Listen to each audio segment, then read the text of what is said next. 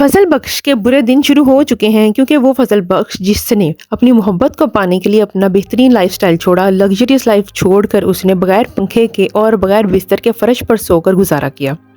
एक luxurious hotel में, 5 star hotel में खाना खाने वाला इंसान एक खोखे पर बैठकर चाय पी रहा है और खाना खा रहा है, सिर्फ और सिर्फ अपनी मोहब्बत को पाने के लिए और अपने आप को एक करैक्टर सर्टिफिकेट देने के लिए, क्योंकि शिब्रा का बाप सुलेमान साहब जो है बहुत ही स्ट्रिक्ट किस्म के और प्रिंसिपल इंसान हैं। उनके सामने अपने आप को सच्चा और खरा साबित करने के लिए और बहुत ही मैन ऑफ प्रिंसिपल साबित करने के लिए फजल बख्श यानी कि शाहमीर ने एक ऐसा रूप धारा कि वो उनको इम्प्रेस कर सके। मगर उसके दिन शुरू हो गए हैं बुरे, क्योंकि उसने खुद अपने पाँव पर मार ली है कुल्हाड़ी, क्योंकि शिब्रा की फुप्पो जो कि उसकी बहन के रिश्ते के लिए धमकियां दे रही हैं कि मैं तभी रुखसती करूंगी जब मेरे बेटे का कोई जॉब लगेगी सरकारी। तो जब वो मज़ीद धमकियां देने के लिए आई थी तब उसको देख लिया था फजल बख्श ने। अब फजल बख्श जाएगा उसके घर और उसको जाकर धमकियां लगा कर आएगा कि अगर आपने दोबारा से इस तरह की कोई हरकत की तो मैं आपको छोड़ूंगा नहीं। उसकी बहन को इतना गुस्सा आता है कि वो शिब्रा के घर जाके उसके बाप को खरी खरी सुना देती है कि तुमने क्या ये गुंडागर्दी शुरू कर दी है, मेरे घर इस तरह के गुंडे भेजने शुरू कर दिए हैं जो कि मुझे धमकियां देते हैं। और सुलेमान साहब वो तो बेचारे हैरानों परेशान रह जाते हैं क्योंकि उनको तो पता ही नहीं होता कि फजल बख्श ने क्या हरकत की है।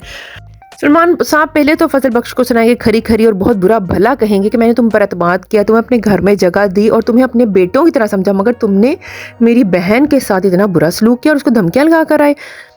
और गुस्से में आकर सुलेमान साहब उसको मुंह पर मार देंगे एक जोरदार थप्पड़, जिस थप्पड़ की वजह से वो इतनी इंसल्ट फील करेगा कि वो घर छोड़कर चला जाएगा। जी हाँ, फजल बख्श चला जाएगा घर छोड़कर।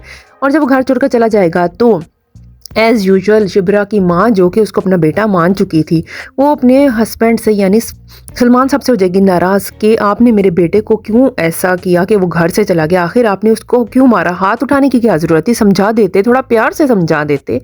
आखिर उसने जो कुछ भी किया हमारी बेहतरी के लिए किया, वो हमारे बारे में सोचता था, हमारे बारे में फ़िक्रमंद था, तभी तो उसने वहाँ जाकर धमकियाँ लगाई थी। उसका अपना बीच में कोई मफाद नहीं था, मगर आपने उसको बिला वजह मार के दिल बर्दाश्ता कर दिया और वो घर छोड़कर चला गया। और यहाँ तो शिब्रा भी बोल पड़ेगी कि फजल बख्श का तो बाबा कोई कसूर ही नहीं था, वो तो हमारी वजह से वहाँ गया था, आपने सही नहीं किया। सुलेमान साहब जो कि शिब्रा से बहुत क्लोज़ है और शिब्रा के साथ बहुत जो है उनकी बनती है, जब वो शिब्रा का पॉइंट ऑफ व्यू सुनेगी कि शिब्रा भी कह रही है कि मैंने उसके साथ गलत किया है, तो उसको इनको एहसास हो जाएगा कि वाकई में मैंने यहाँ ज़्यादती कर डाली है। तो वो कांटेक्ट करेंगे फजल बख्श से और फजल बख्श कहेगा नहीं जी, मैं आपका एतमाद तोड़ चुका, मैं वापस नहीं आ सकता और मैं इस काबिल नहीं कि आपके घर रह सकूँ।